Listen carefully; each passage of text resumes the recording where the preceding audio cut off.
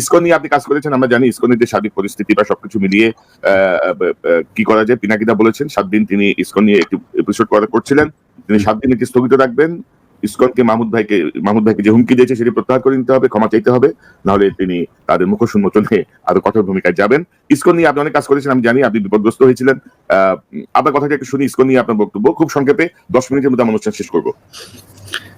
ISKCON, সবাইকে ধন্যবাদ এবং আমি দুঃখ প্রকাশ করে নিচ্ছি। ইসকন যে একটা তাবলিগ জামাতের মতো একটা প্রতিষ্ঠান, এরা খুব নিরীহ টাইপের একটা প্রতিষ্ঠান। আমি যখন 2019 সালে ইসকন নিয়ে কথা বলেছিলাম, আমার মনে হয় যে ওই সময় এরকম অনেক মানুষ ছিল যারা কিনা ইসকন নামে কোনো একটা নাম আছে সেটাও হয়তো তারা জানতো না। এবং আমি নিজেও ওই প্রোগ্রামটা করার মনে হয় 2 মাস আগে জেনেছি যে ইসকন এই করছে আমাদের দেশে।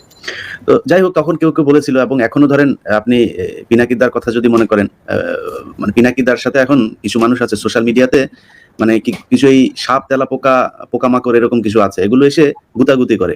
কারণ পিনাকির ভিডিও কেন মানুষ এত দেখে, এটা তার সমস্যা। তো এই যে এই ধরনের লোকজন থেকে বাংলাদেশের মানুষকে হইতে হবে। একটা সত্যি কথা বলি, আসলে বাংলাদেশটা টিকে আছে কেন জানেন? বাংলাদেশ টিকে আছে হচ্ছে এই আমরা বাঙালি, ওরা যে বলে না যে তুমি কে আমি কে, বাঙালি, এটা বলার কারণ হচ্ছে এই বাঙালি যেদিন হব সেদিনই আমরা ভারতের সাথে যুক্ত হব। আমরা বাঙালি না, আমরা ইসলামী জাতীয়তাবাদী যে চেতনা সেটা যদি ধারণ করতে না পারি, তাহলে আমাদের মধ্যে আর ভারতের মধ্যে কোনো পার্থক্য নাই, আমাদের ভারতের মধ্যে ঢুকে যাওয়া উচিত, সেটাই ওরা চায়। তো এই যাদের কথা বললাম, এগুলোর ভেতরে ইসলামী চেতনা তো বহু পরের কথা, এরা সবসময় ইসলামের বিরুদ্ধে কিভাবে কাজ করা যায় সেটাকে প্রমোট করে। এরা গে প্রমোট করে, সমকামিতা থেকে শুরু করে যত ধরনের এইসব অসভ্যতা, এগুলোকে তারা আপনি এই যে সাম্প্রতিক সময় ধরেন ইসকন মাহমুদ ভাইকে যেভাবে হুমকি দিল বা যে পরিস্থিতি, সরকারের যে ভূমিকা, এটা নিয়ে আপনি কি মনে করেন? এখন সরকারের কি করণীয়, বা ইসকনের এই হুমকির প্রেক্ষিতে সরকারের কোনো পদক্ষেপ আমরা দেখছি না এখন পর্যন্ত? ভাই ধরেন ইসকন নিয়ে আপনি যে কিছু দেখবেন, মাহমুদ ভাই বলছে, আপনি বলছেন, আরেকজন বলছে, বিএনপির মহাসচিবের সাথে কালকে যেই ব্যক্তির কিনা বিরুদ্ধে মামলা হয়েছে তার সাথে ছবি একটা ভাইরাল হয়েছে, দেখেছেন আপনি? দেখেছি। আচ্ছা, যেই ব্যক্তি ইসকনের বিরুদ্ধে মামলা করেছে তাকে বিএনপি থেকে বহিষ্কার করা হয়েছে, জানেন? এই যে অবস্থাগুলো, এইটার কারণ কি? তার মানে বিএনপি যদি নাকি ইসকনের পক্ষে কাজ করে, তো মানে মাহমুদুর রহমানকে তো হুমকি দেওয়া হবেই। হইতে পারে বিএনপি থেকেই দেওয়ানো হয়েছে, তোমরা মাহমুদুর রহমানের যা পারো করো। এখন আমরা তো মানে মনে হচ্ছে যেন এই দেশে সংখ্যালঘু টাইপের। প্রথম আলো, ডেইলি স্টার থেকে শুরু করে কালবেলা এই যে এইসব পত্রিকার এরা যে কাজগুলো করছে, সেখানে মানে সরকারের তো বিশাল আকারে একটা ব্যবস্থা নেওয়ার কথা।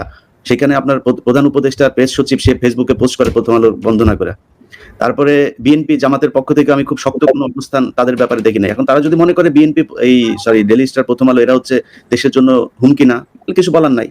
আর যদি মনে করে হুমকি, তাহলে ব্যবস্থা নিতে হবে। আর যদি না নেয়, সেই ক্ষেত্রে তো এই দেশে যদি নাকি এই ইসকন যে পরিমাণে মানে আলেমদের উপরে নির্যাতন করেছে, যে পরিমাণে দেশদ্রোহিতা তারা এই চট্টগ্রাম থেকে শুরু করেছে, ঢাকাতেও নাকি তারা এরকম করবে, বাংলাদেশের পতাকা নামায় তারপরে ঘেরুয়া পতাকা তারা সেখানে টানাচ্ছে, জয় শ্রীরাম ধ্বনি দিচ্ছে। এটার বিরুদ্ধে যদি বাংলাদেশের মানুষ তখন মাঠে নামে, তাহলে পরিস্থিতি সরকার সামাল দেবে। ওইটাই।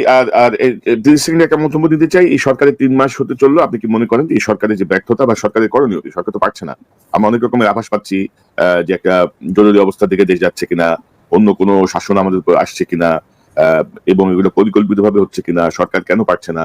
আপনি কি মনে করেন যে 3 মাসের মাথায় সেই সরকার করণীয় কি? আমরা এত বিপ্লব, এত রক্তের পরে আমরা কি হেরে যাব? ভাই এই সরকার পারছে নাকি সেটা হলো আগে জানতে হবে। সরকার তো সবই পারছে। এই সরকার যা করতে চায় সেটাই করছে। মূল বিষয় হলো, আমি প্রথম আলোর দ্বিতীয় পার্ট নিয়ে কাজ করছি। এটাতে আমি বলার যেটা চেষ্টা করেছি যে বাংলাদেশ এখন চালাচ্ছে হলো প্রথম আলো। ভারতের প্রথম চয়েস হচ্ছে আওয়ামী লীগ, দ্বিতীয় চয়েস হচ্ছে প্রথম আলো। এখন যারা যাচ্ছে তারা সবাই প্রথম আলোর লোক। আপনি দেখেন এই যে আলী ইমাম মজুমদার কার প্রোডাক্ট, আসিফ নজরুল কার প্রোডাক্ট। তো এই প্রথম আলোর যেখানে এখনো পর্যন্ত আপনার এই দুর্নীতি দমন কমিশনের একজন বিচারক ছিল, এই যে বিচারক মুতাহার হোসেন, তার নাম আপনার প্রস্তাবিত হওয়ার পরে আসিফ নজরুল সেখানকার একজনের মুখের বক্তব্য, আসিফ নজরুল কি বলেছে জানেন? যে মুতাহার তো হচ্ছে গিয়ে তারেক রহমানের লোক, তারেক রহমান যখন ক্ষমতায় আসে তখন তারেক রহমান ওনাকে দুদকের চেয়ারম্যান বসাবে, আমরা কেন ওনাকে বসাবো?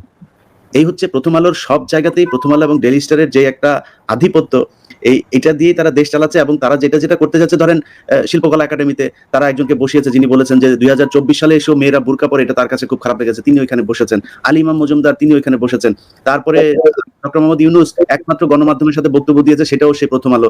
তাদেরগুলো করছে, কিন্তু করছে নাকি যেই জন্য দেশ স্বাধীন হয়েছে 25শে ফেব্রুয়ারির এই হত্যাকাণ্ড নিয়ে, আপনার বিডিআর বিদ্রোহ নিয়ে, একটা হত্যাকাণ্ড নিয়ে একটা করার কথা। সে কমিশন কিন্তু ওরা মুখে বলেছে, আপনার স্বরাষ্ট্র উপদেষ্টা, এখন পর্যন্ত কিচ্ছু হয়নি, এখন পর্যন্ত কোনো কিছু করে নাই। কিন্তু তারপরে আলেমরা, আপনি জানেন যে কয়েকজন আলেম বের হয়েছে, অধিকাংশ আলেম এখন পর্যন্ত জেলে। বিডিআর এর সৈনিক সেই সৈনিকরা মনে করেন তারা অপরাধ করেছে, অপরাধের শাস্তি হয়েছে, এক একজনের আমি তাদের সাথে কথা হয়, এক একজনের 5 বছর 6 বছর বেশি তারা জেল খাটছেন। কোন আইনে তারা এখন পর্যন্ত জেলখানায় বন্দী আছে?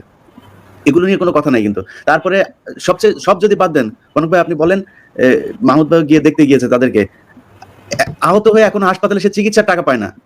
এই জন্য এই সরকার আসে নাই। এই সরকার এসছে হয়তো কিছু কোনো একটা কাজে, সেই পারপোজ তারা সার্ভ করছেন, এর বাইরে কোনো কিছু করছেন না।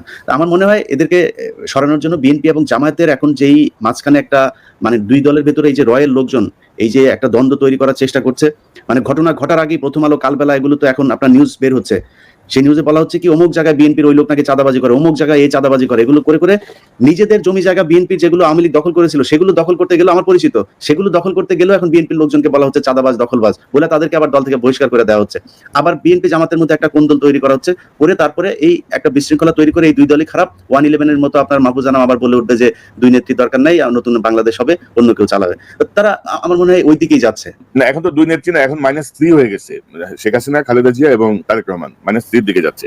যাই হোক, তো আমার মনে হয় যে মানে ইউনূস সরকার বা অন্তর্বর্তীকালীন সরকারের প্রতি যতটুকু আস্থা এখনো আছে, কেয়ারমেকার হয়ে যে পাবলিককে এটা সোজা করে দিবে। পাবলিক এখনো ঘরে ফিরে নাই আর কি। ছাত্র জনতা এখনো আমার মনে হয় যে ঐক্যবদ্ধ আছে।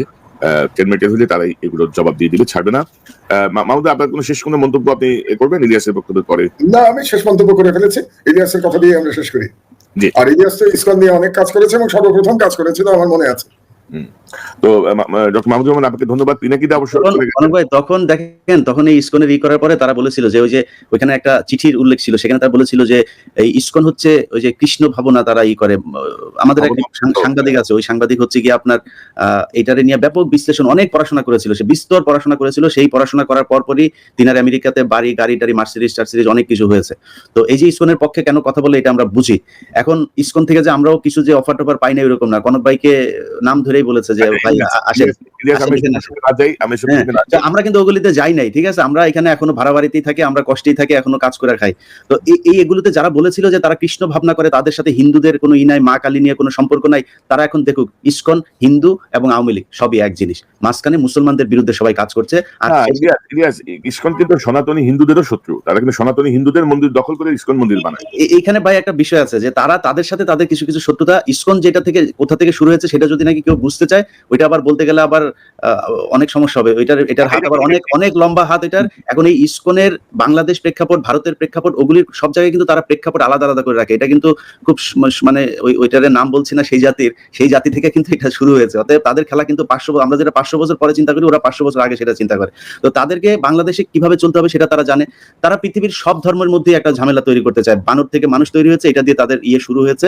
আর এই বাংলাদেশের প্রেক্ষাপটে ধরেন যদি নাকি হিন্দুদের যখন প্রয়োজন হয় তখন হিন্দুদের বিরুদ্ধে যাবে, মুসলমানদের বিরুদ্ধে প্রয়োজন হলে মুসলমানদের বিরুদ্ধে যাবে। এখন যেহেতু মুসলমানরা সংখ্যাগরিষ্ঠ, সেই কারণে মনে হচ্ছে যে তারা হিন্দুদের পক্ষ হয়ে কাজ করছে, আসলে তারা হিন্দুদেরও কেউ না। কিন্তু ইসকনকে যদি সরকারিভাবে যদি করা না যায়, আর বিএনপি যেটা করেছে, যে আজকে বলে রাখলাম যে বিএনপি যেটা করেছে, যে তাকে বহিষ্কার করেছে, যে ইসকনের বিরুদ্ধে মামলা করেছে, এটার জন্য বিএনপি কে আমারটা আমি বললাম, আপনারা যারা আছে তারা না, আমারটা বলে রাখলাম, বিএনপি কে এটার আমি একটা জবাব একদিন দিব, যেদিন সম্ভব হয় সেদিন আমি এই জবাবটা দিয়ে দেবো।